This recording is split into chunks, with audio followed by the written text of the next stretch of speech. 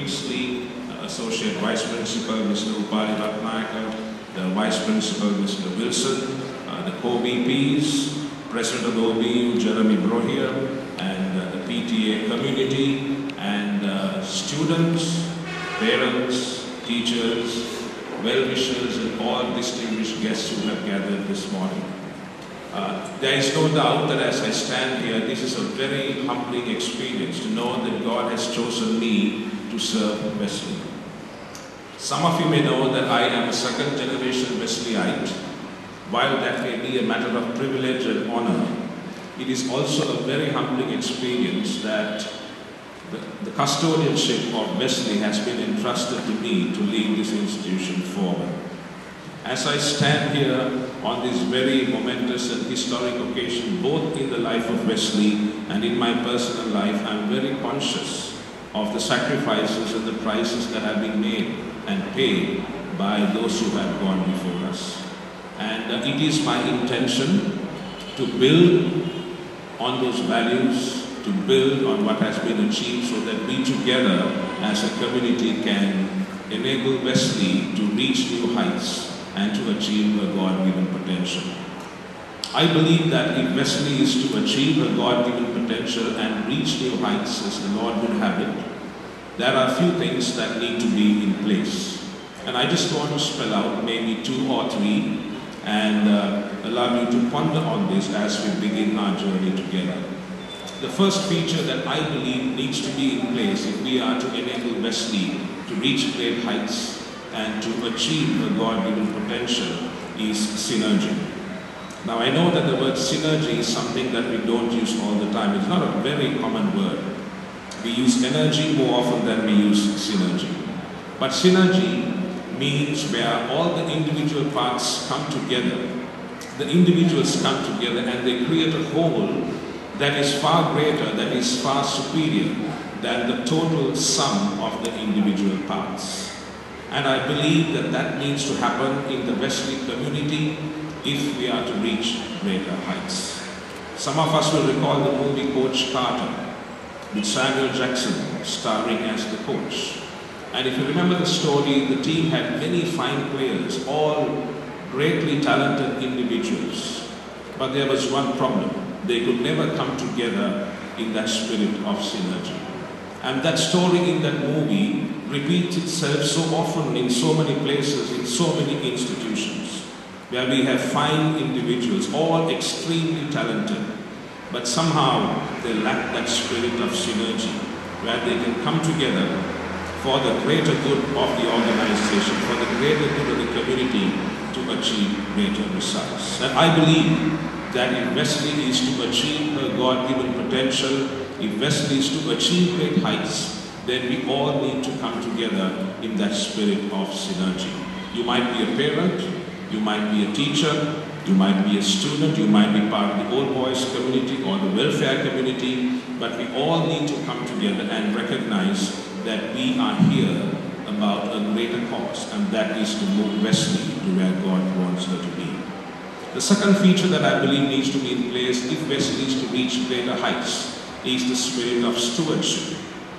And stewardship simply means making the best use of what is available. Some of us have heard of the famous violinist called Itzhak Perlman. And Mr. Perlman is a world-renowned violinist, and he performs to packed audiences. Once when Mr. Perlman was performing, right in the middle of his performance, a violin string snapped. But Itzhak Perlman continued to play and finished his piece. And after his performance, one of the newspaper reporters asked him, Mr. Perlman, when your string snapped, why did you not stop? And Mr. Perlman gave a very profound answer. He said, it is my duty to make music with what remains. To make music with what remains. And I believe that that really captures the spirit of stewardship. At Wesley, we may not have all that we aspire. We may not possess all that we desire. But I think the spirit of stewardship, like Mr. Perlman said, is to make music with what we have. As we look around, we have so many resources that we can utilize. As we look around, there are so many people who have been underdeveloped and unutilized. It is a matter of stewardship to bring all these people together, to bring all our resources together so that we can make the best with what is available. Stewardship never questions about what is not available. The famous question, what if we had this? The other famous question is, if only we had this, we would have done something better. If only we had a better player, if only we had a better teacher, if only we had better parents, we would have done better. Stewardship never reflects on such values. Stewardship looks inward and asks itself, what can I do with what I already have? How can I put to best use the resources that I already have? The third feature that I want to focus on as we move ahead is that feature of renewed passion. I believe that in an organization as complex as Wesley, with so many stakeholders, with so many players in what we call the game of education, it is quite possible that somewhere along the line, some of you have bruised emotions.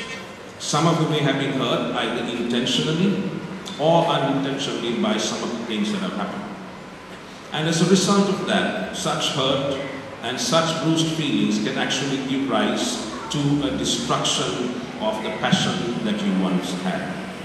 And that is why I believe as we look ahead that we need to look at our passion. Are we here with a spirit of passion? If not, I think it's time to renew our passion to what God has called us to do. You might be a student, you might be a teacher, you might be a member of the Old Boys leadership, you might be serving in any capacity, but are you serving with passion? Some of you may have heard of Norman Cousins, the famous newspaper reporter, and he said, the greatest tragedy of our lives is not death, but what we allow to die within us while we yet live. The greatest tragedy is not death, but what we allow to die within us while we yet live. And for some of us, that may be very true. We have served here for many years, we may have served here for a few years, but something may have happened that may have caused a part of us to die within, that killed the passion with which we served once upon a time. And it is my call, it is my encouragement to you this morning, let's lay the past aside, let's deal with the past hurts and come to our God of forgiveness, come to our God of compassion, come to our God the healer who can restore everything and cause renewed passion in each one of us. And these three elements, synergy, stewardship, and renewed passion, are captured so beautifully in the story of Nehemiah in the Old Testament.